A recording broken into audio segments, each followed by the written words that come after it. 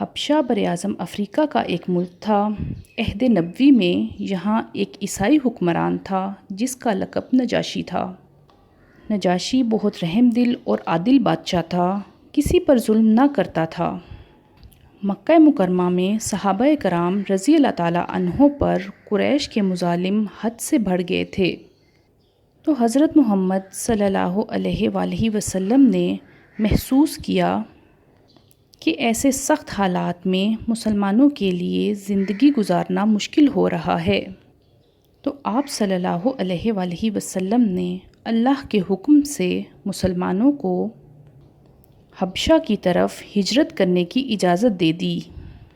حضرت محمد صلی اللہ علیہ وآلہ وسلم کی اجازت سے 11 مردوں اور 4 خواتین نے حبشہ کی طرف ہجرت کی۔ ہجرت کرنے والوں میں حضرت عثمان غنی رضی اللہ تعالیٰ عنہ اور ان کی زوجہ محترمہ حضرت رقیہ رضی اللہ تعالیٰ عنہ بھی تھیں۔ یہ حبشہ کی طرف پہلی ہجرت تھی اور نبوت کا 5واں سال تھا۔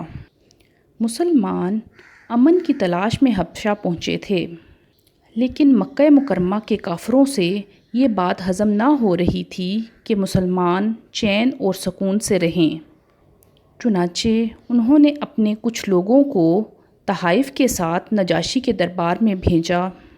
ان لوگوں نے وہاں قیمتی تحائف پیش کیے اور نجاشی سے کہا، ہمارے علاقے سے چند ناسمجھ لوگ بھاگ کر آپ کے ملک آ گئے ہیں۔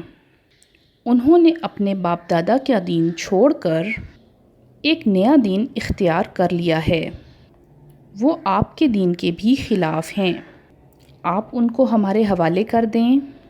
یہ سن کر نجاشی نے مسلمانوں کو دربار میں بلا لیا اور ان سے کچھ سوالات کیے۔ نجاشی کے سوالوں کے جواب میں حضرت جعفر بن ابی طالب نے نجاشی کے دربار میں ایک بہت پر اثر تقریر کی۔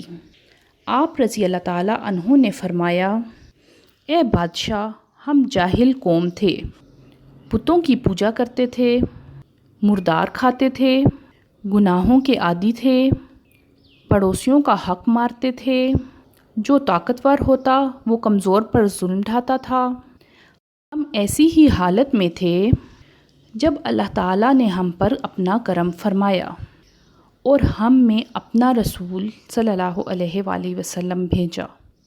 انہوں نے ہمیں اللہ کے راستے کی طرف بلایا، بت پرستی سے منع کیا اور فرمایا کہ ہم سچ بولیں، خون خرابے سے باز آ جائیں، یتیموں کا مال نہ کھائیں، پڑوسیوں کا خیال رکھیں، نماز پڑھیں، روزے رکھیں اور زکوٰۃ دیں۔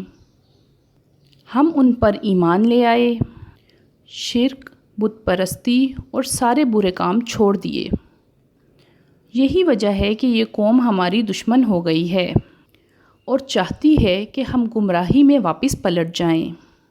ہم ان کے بہت زیادہ تنگ کرنے پر آپ کے ملک آ گئے ہیں۔ اے بادشاہ، ہمیں امید ہے کہ یہاں ہم ظلم سے محفوظ رہیں گے۔ نجاشی نے حضرت جعفر رضی اللہ تعالیٰ عنہ سے کہا کہ اپنے نبی صلی اللہ علیہ وآلہ وسلم پر نازل ہونے والے کلام میں سے کچھ سنائیں۔ تو حضرت جعفر رضی اللہ تعالیٰ عنہ نے سورہ مریم کی چند آیات تلاوت فرمائیں۔ نجاشی اور اس کے درباریوں کے دلوں پر بہت اثر ہوا اور وہ رونے لگے۔ نجاشی نے کہا، یہ کلام اور انجیل ایک ہی چراغ کی روشنیاں ہیں۔ نجاشی نے مسلمانوں کو واپس کرنے سے انکار کر دیا اور یوں مکہ کے کافروں کو ناکام ہی واپس پلٹنا پڑا۔ مسلمان وہاں امن اور سکون سے رہنے لگے۔ حبشہ کے لوگ مسلمانوں کی پاک زندگی سے بہت زیادہ متاثر ہوئے اور دائرہ اسلام میں داخل ہونے لگے۔ مسلمان ہونے والے لوگوں میں نجاشی جو وہاں کا بادشاہ تھا بھی شامل تھا۔